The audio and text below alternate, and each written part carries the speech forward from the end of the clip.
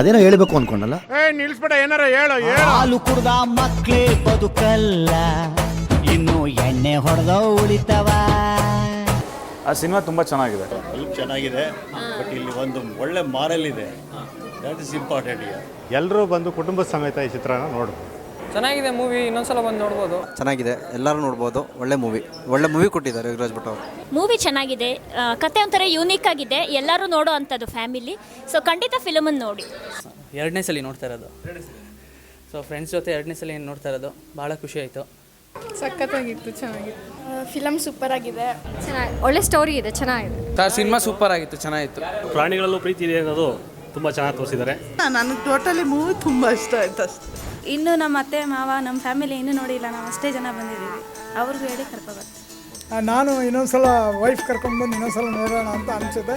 It's a good movie.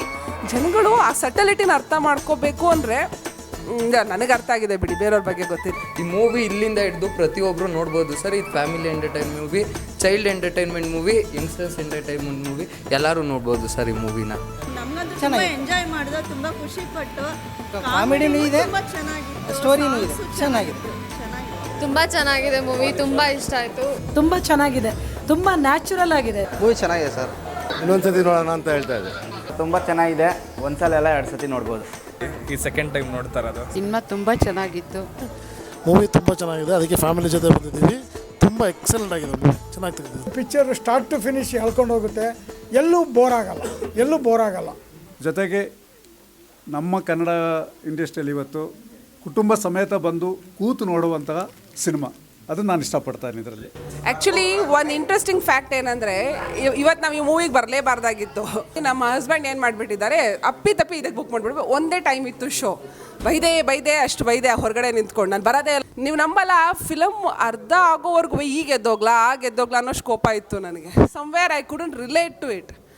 ಆಮೇಲೆ interval ಆದಮೇಲೆ actually ಅಲ್ಲಿವರೆಗೂ ಕೋಪದಲ್ಲಿ ಕೂತ್ಕೊಂಡು ನೋಡ್ತಿದ್ನಲ್ಲ, ಆಮೇಲೆ ಅರ್ಥ ಆಗಕ್ಕೆ ಸ್ಟಾರ್ಟ್ ಆಯಿತು. ಏನು ಅರ್ಥ ಆಗಕ್ಕೆ ಸ್ಟಾರ್ಟ್ ಆಯಿತು ಅಂದರೆ, it's a very subtle movie. ತುಂಬ ಸೂಕ್ಷ್ಮವಾಗಿ ಹುಡುಕಬೇಕು ಇದರಲ್ಲಿ ಅರ್ಥನ.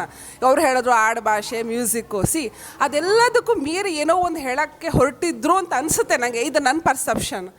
ಏನಂದರೆ, ನಾವು ಮಣ್ಣಿಂದ ಬರ್ತೀವಿ, ಮಣ್ಣಿಗೆ ಹೋಗ್ತೀವಿ, ಅದ್ರ ಮಧ್ಯೆ ಎಷ್ಟು ಜಂಜಾಟಗಳು, ಅದನ್ನವ್ರು ಎಷ್ಟು ಸೂಕ್ಷ್ಮವಾಗಿ ತೋರಿಸಿದ್ದಾರೆ. ಬದುಕು ಯಾವ ರೀತಿ ಇರುತ್ತೆ, ನಂಗೆ ನಿಜವಾಗ್ಲೂ ತುಂಬ ಇಷ್ಟ ಆಯ್ತು. ಆ ಇಂಟರ್ವೆಲ್ಲಲ್ಲಿ I really enjoyed the movie. Actually ನಾನು ಎದ್ದೋಗಿದ್ರೆ ಮಿಸ್ ಮಾಡ್ಕೋತಿದ್ನೇನೋ. ನನಗೆ I am not able to ನಂಗೆ ಪಾಯಿಂಟ್ ಔಟ್ ಮಾಡೋಕ್ಕಾಗ್ತಾಯಿಲ್ಲ. ಎಷ್ಟು ಸೂಕ್ಷ್ಮ ಅಂದರೆ, ಆ ದನಗ ಅವ್ರ ಲೈಫ್ ಎಷ್ಟು ಸಿಂಪಲ್ಲಾಗಿರುತ್ತೆ, ಬಟ್ ಅವ್ನು ಎಷ್ಟು ಸಂತೋಷವಾಗಿರ್ತಾನೆ. ಬಟ್ ಎಲ್ಲ ಈ ಗ್ರೀಡ್ ಅನ್ನೋದು, ಈ ದುಡ್ಡು ಬಂದಾಗ ಯಾರ್ಯಾರು ಯಾವ್ಯಾವ ರೀತಿ ಆಡ್ತಾರೆ, ಅವ್ರ ಸ್ವಾರ್ಥಕ್ಕೋಸ್ಕರ ಹೇಗೆ ಬಿಹೇವ್ ಮಾಡ್ತಾರೆ. ಕೊನೆಗೆ ಆ ಮೂಕ ಪ್ರಾಣಿ ಎಷ್ಟು ಚೆನ್ನಾಗಿ ತನ್ನ ತ್ಯಾಗದಲ್ಲಿ ಆ ಒಂದು ಬದುಕು ಏನು, ಯಾಕೆ, ಹೇಗೆ ಬದುಕಬೇಕು ಅನ್ನೋದನ್ನು ತೋರಿಸಿದ್ದಾರೆ ಅಂತ ನನಗೆ I really enjoyed this movie.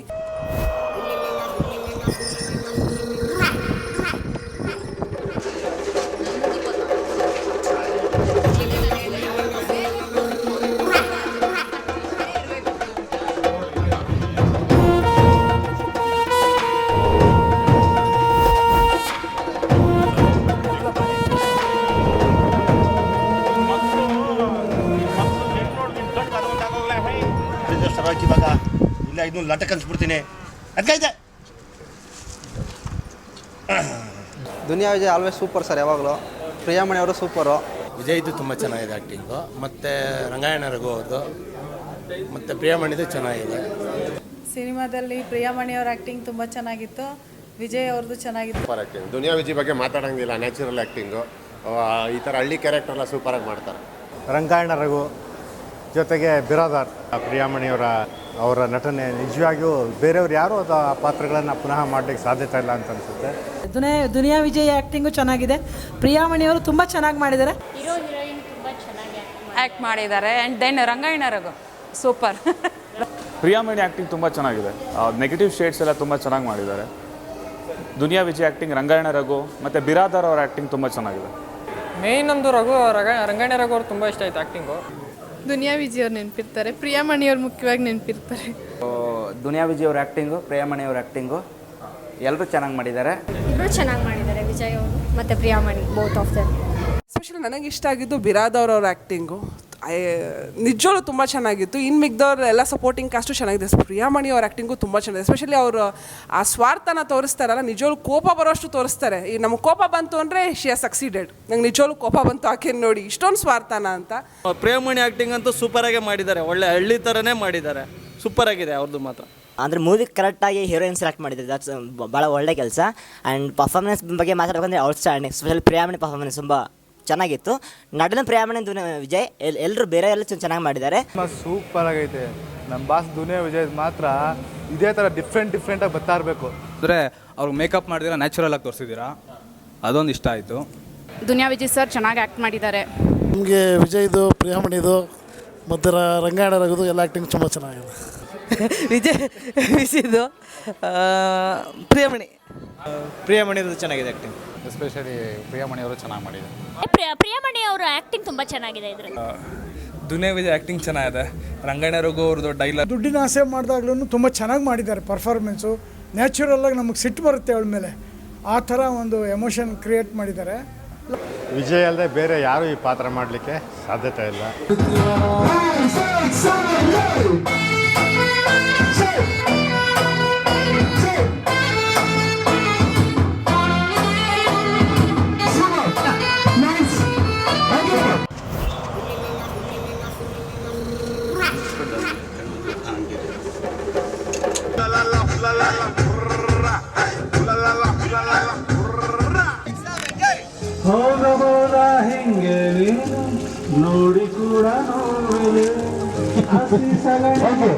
Songs ಎಲ್ಲ ಫ್ಯಾಂಟಾಸ್ಟಿಕ್ ಸರ್, ಸೂಪರ್ ಆಗಿದೆ.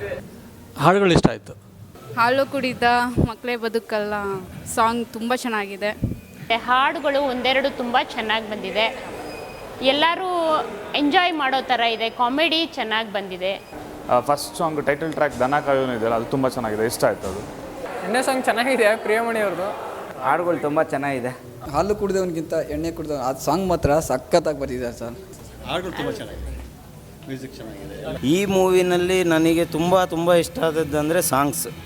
ಖುಷಿಯೇ ಬೇರೆ, ಹಣನೇ ಬೇರೆ, ಒಡ್ಕೊ ಮೆಟ್ಟು ತಗೊಂಡು ಅನ್ನೋ ಲೈನು ನನ್ನ ಲೈಫ್ಗೆ turn point sir.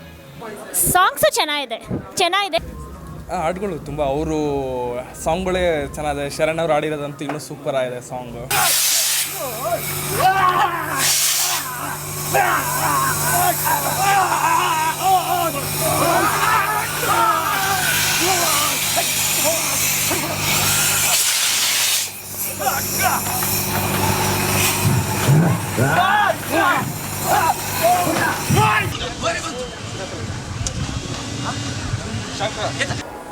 Sir cinema ಚೆನ್ನಾಗಿದೆ.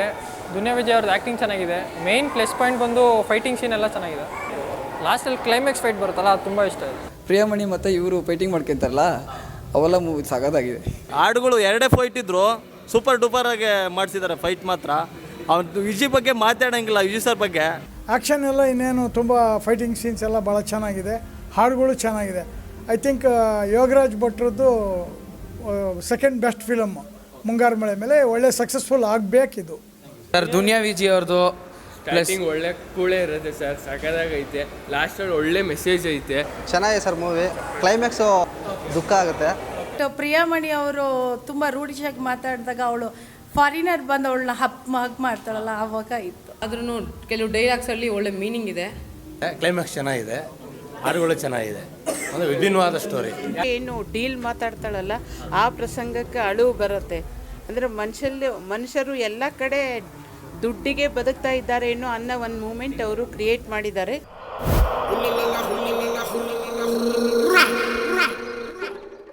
ಹುಡುಗಿರ್ ಹೆಸರಿನಲ್ಲಿ ಯಾಕೆ ಕುಡಿತೀರಾ? ಅವರೇನ್ ಓಡಿ ಬಂದು ಬಿಲ್ಲು ಕೊಡ್ತಾರ?